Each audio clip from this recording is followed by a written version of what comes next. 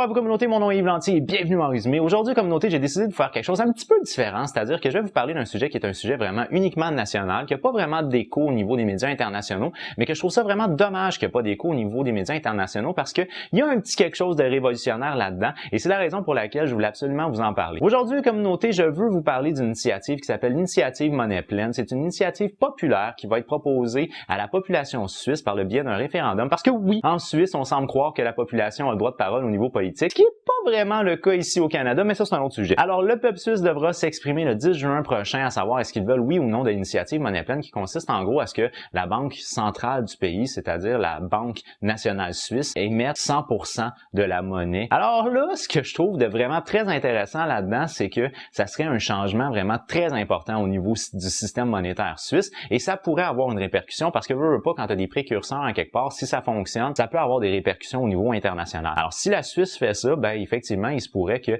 éventuellement d'autres pays soient tentés de suivre le mouvement et à ce moment-là, si ça fonctionne bien entendu, ben ça pourrait être très intéressant au niveau international, ça serait une transformation de l'économie au niveau international. Maintenant, moi je suis pas nécessairement très calé dans le domaine de l'économie. Oui, j'ai déjà fait des cours d'initiation à la macroéconomie, mais j'ai jamais vraiment fait de formation en économie. Fait que j'ai fait beaucoup de travail de recherche là-dessus pour essayer de mieux comprendre ça, comprendre comment on créait la monnaie et tout ça. Et là, j'en suis venu à un stade où je pense avoir suffisamment d'informations à vous donner. Mais ceci étant dit, j'ai quand même demandé l'aide d'une journaliste qui est également une youtubeuse québécoise qui fait la chaîne YouTube Catherine Répond où elle vulgarise des sujets par rapport à l'actualité. Et là, je lui ai lancé le défi de nous expliquer l'initiative Monnaie Pleine. Cette initiative-là est lancée par un ancien secrétaire général du Crédit Suisse qui s'appelle François Siebenthal. Désolé si jamais je prononce mal son nom. C'est quand même une personne qui est réputée au niveau économique en Suisse. Puis il y a d'autres aussi acteurs qui sont quand même connus en Suisse. Et là, ce qu'ils proposent, eux, ça serait une création à 100% de la monnaie. Donc, probablement que ça vous dit franchement pas grand-chose, qu'est-ce que je viens de vous dire là. Et c'est la raison pour laquelle j'ai demandé à Catherine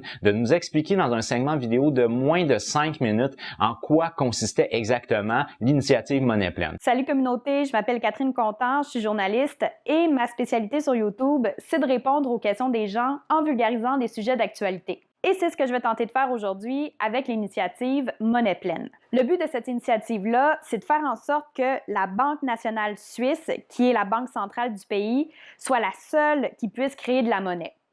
Vous pensez que c'est déjà le cas? Détrompez-vous. La majorité de l'argent qui existe en ce moment dans le monde a été créé non pas par les banques centrales des différents pays, mais par les banques commerciales. Il faut savoir qu'il existe deux types de monnaie dans le système monétaire traditionnel. Il y a l'argent liquide, donc les billets de banque, les pièces de monnaie, qui sont créées par les banques centrales des différents pays. Et ça représente environ 10% de tout l'argent qu'il y a dans le monde. L'autre type de monnaie, c'est ce qu'on appelle de la monnaie scripturale. C'est de la monnaie électronique, dans le fond, qui existe juste de façon virtuelle. Par exemple, si vous avez 100 $ qui est inscrit dans votre compte bancaire, ben ça, c'est de la monnaie scripturale. Il n'y a pas une liasse de billets de banque qui attendent quelque part dans un coffre-fort à votre nom. Et cette monnaie-là est créée par les banques commerciales. Ça représente environ 90% de l'argent qu'il y a dans le monde. Maintenant, comment les banques créent cet argent-là? Principalement en accordant des prêts à des entreprises ou à des particuliers. Par exemple, si je vais voir mon banquier et que je lui demande un prêt de 10 000 $, la banque va inventer un 10 000 $ qu'elle va ajouter dans le système en l'inscrivant à mon compte bancaire. Elle va littéralement créer de l'argent comme ça à partir de rien.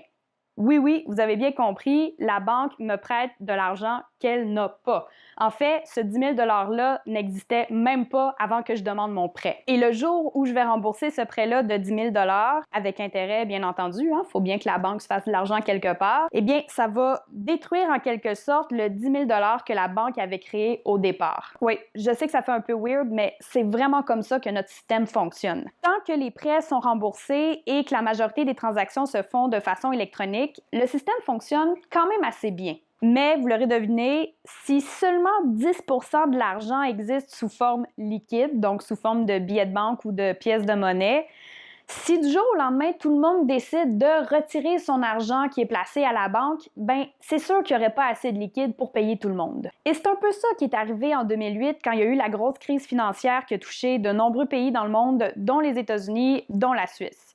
Le problème, c'est que les banques réussissent pas toujours à se faire rembourser l'argent qu'elles prêtent. Et justement, en 2007-2008, il y a beaucoup de banques qui avaient fait des prêts très risqués et qui se sont jamais fait rembourser. Quand ça arrive une fois de temps en temps, c'est pas si pire. Les banques finissent pas mal tout le temps par se débrouiller. Souvent, ils vont se prêter de l'argent entre elles. Mais quand les défauts de paiement deviennent généralisés, il y a des banques qui font faillite parce qu'elles ont plus assez d'argent. Et les autres banques, elles ont plus trop envie de prêter leur argent parce qu'elles sont même pas sûres de le revoir s'il y a tant de banques que ça qui font faillite. Et là, qu'est-ce qui arrive quand toi, tu as de l'argent placé à la banque et que tu sais que ça va pas très bien dans le milieu financier? Tu perds confiance, tu vas aller retirer ton argent au plus vite pour pouvoir le mettre à l'abri. Mais là, les banques n'ont pas assez d'argent pour rembourser tous ceux qui, comme toi, veulent retirer leurs épargnes. C'est la panique et le gouvernement n'a plus trop le choix d'injecter de l'argent des contribuables dans les banques pour leur sauver la peau des fesses et sauver l'épargne des citoyens. Ce que veut l'initiative Monnaie pleine en Suisse, c'est que seule la banque centrale du pays soit autorisée à créer de l'argent. Les banques commerciales continueraient de mener leurs activités habituelles, mais lorsqu'elles prêteraient de l'argent, ce serait de l'argent qui existe déjà, qui a d'abord été créé par la Banque nationale suisse. Ce serait par exemple de l'argent que quelqu'un d'autre aurait déposé dans un compte ou de l'argent que la banque commerciale aurait emprunté à la Banque nationale suisse. C'est déjà comme ça que les banques commerciales se procurent de l'argent liquide. Soit elles vendent de leurs actions à la Banque nationale suisse, soit elles lui empruntent cet argent-là. Chaque banque commerciale possède un compte à la BNS. On appelle cet argent liquide ou cette monnaie scripturale des banques commerciales réserve des banques commerciales à la BNS. Mais en ce moment, les banques commerciales sont autorisées à prêter beaucoup plus d'argent que ce qu'elles détiennent sous forme liquide. Si jamais l'initiative Monnaie pleine passe, les banques ne pourraient prêter que l'argent qu'elles détiennent déjà. Ça veut dire aussi que l'argent que les citoyens posséderaient dans leur compte de banque correspondrait à de l'argent réel. Donc, si jamais il y a une crise financière qui survenait, techniquement, il n'y a personne qui perdrait ses économies. De son côté, la Banque nationale suisse serait la seule responsable de gérer la quantité de monnaie en circulation, comme elle le fait déjà d'ailleurs pour l'argent liquide, en fonction de la vitalité économique du pays. La BNS doit en outre mettre en circulation de la monnaie nouvelle sans contrepartie, c'est-à-dire sans dette. Effectivement, comme noté, même si ça peut sembler vraiment très complexe à comprendre, c'est pas nécessairement super complexe. Moi, quand j'ai posé la question à des gens autour de moi, d'après vous, qui produit la monnaie au pays, on m'a répondu « le gouvernement ». Ça, c'est quelque chose de capital. Le gouvernement ne doit pas avoir d'influence sur la création monétaire. C'est important que la Banque centrale soit indépendante du politique parce qu'après ça, si elle n'est pas indépendante du politique, il se pourrait que ça devienne un enjeu électoral, la création monétaire. Et ça serait pas bon au niveau de la confiance des marchés internationaux parce que ça l'assurerait pas une stabilité au niveau économique du pays. Fait que ça serait vraiment très grave s'il fallait que ça arrive un jour. Alors non, ce n'est pas le gouvernement qui a produit, mais bel et bien sa banque centrale. Au Canada, c'est la Banque du Canada. En Suisse, c'est la Banque nationale suisse. L'initiative Monnaie pleine propose quelque chose qui est révolutionnaire pour la simple et bonne raison que ça fait des décennies et des décennies que l'argent qu'on appelle scriptural, elle est produite par les banques commerciales. Maintenant, en Suisse, il semblerait qu'il y a différents types de banques. On parle de banques privées et de banques commerciales. Je pense qu'au Canada, c'est la même chose. Je pense qu'on retrouve ça tout dans le même établissement, mais je suis pas sûr à 100%. Dans le cas de la Suisse, ce que je peux dire, c'est que les banques privées sont ceux qui font la gestion de fortune et les banques commerciales sont ceux qui émettent les prêts, donc ceux qui émettent le fameux crédit. Et c'est au travers de cette création de crédit-là que les banques réussissent à faire beaucoup d'argent. Là, ce qu'on doit absolument mentionner, c'est que les banques n'ont pas le droit de créer de l'argent pour tous les domaines. Là, je me souviens de deux. Il y en avait un, c'était le secteur minier, donc des ressources naturelles, puis l'autre, c'était le secteur immobilier. Mais on s'entend quand même qu'un prêt immobilier, c'est le prêt le plus important qu'un ménage va engendrer dans sa vie. Fait que ça a un enjeu qui est un enjeu capital et de surcroît des intérêts sur, exemple, 200-300 000 $. C'est quand même assez intéressant et ça devient déloyal à l'égard des autres entreprises qui ne sont pas des banques, donc qui n'œuvrent pas dans ce domaine-là. Maintenant, c'est important de mentionner que les banques n'ont pas le droit de créer de l'argent comme par exemple pour payer leurs employés. Ça, c'est quelque chose qu'ils ne peuvent pas faire. Fait que non, ils peuvent pas, exemple, se payer un lunch avec de l'argent qu'ils ont créé. Ça se fait pas, mais il en reste pas moins qu'ils créent de l'argent et en retirent des bénéfices et ces bénéfices-là ne vont pas à la population suisse, ils vont aux actionnaires de ces banques commerciales-là.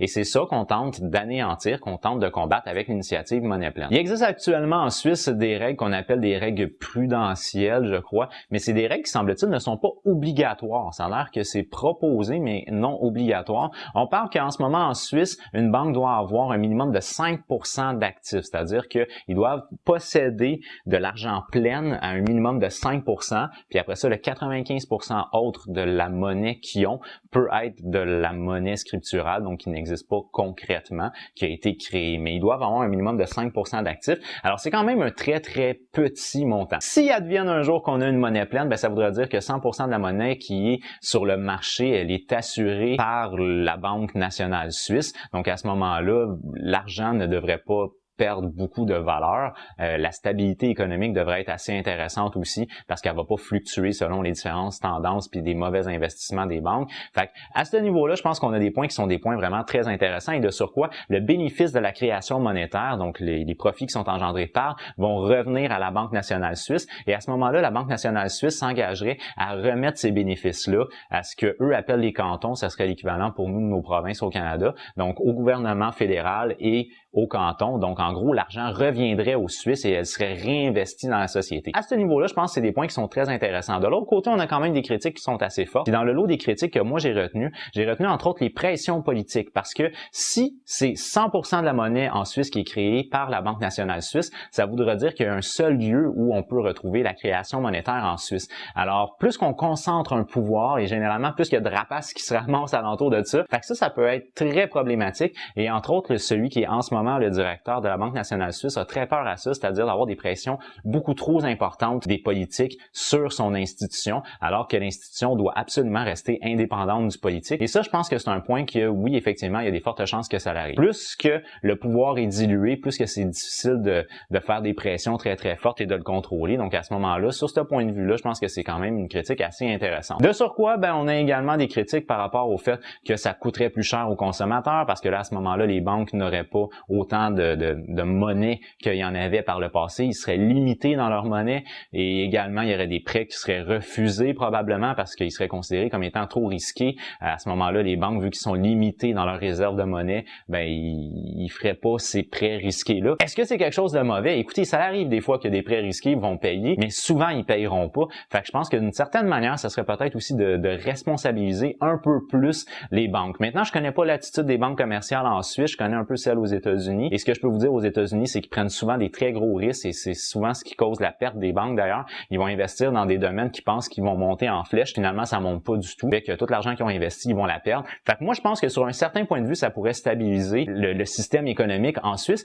et ça pourrait également rassurer la population de ne pas perdre leur argent en cas de crise financière. Également, ben si l'économie va bien, parce que là, à ce moment-là, la création monétaire serait créée à partir de la valeur économique du pays, c'est-à-dire sa production, puis tout ce qui implique la valeur économique d'un pays. Fait qu'à ce moment-là, ben, tant que ton pays va bien, ton argent serait stable, elle serait solide et elle serait assurée. Fait que ça, c'est des points qui sont très intéressants. Dans les points qui sont peut-être un peu moins intéressants, ben, c'est la concentration des pouvoirs alentour d'une même institution, ce qui créerait aussi des nouvelles strates de fonctionnaires, donc ça coûterait peut-être plus cher à l'État. Maintenant, c'est à vous de faire votre opinion sur le sujet, mais en mon sens à moi, je pense qu'il y a un petit quelque chose de révolutionnaire là-dedans, et si vraiment le peuple suisse fait passer cette initiative-là, je pense que la communauté internationale, surtout au niveau économique, va devoir regarder avec beaucoup d'attention ce qui va se faire là-bas parce que si ça fonctionne, ça devrait être des précurseurs pour une nouvelle façon de gérer la monnaie au niveau mondial. Bonne chance aux Suisses, bon vote, puis surtout, vous avez le droit de voter, vous avez de la démocratie directe en Suisse,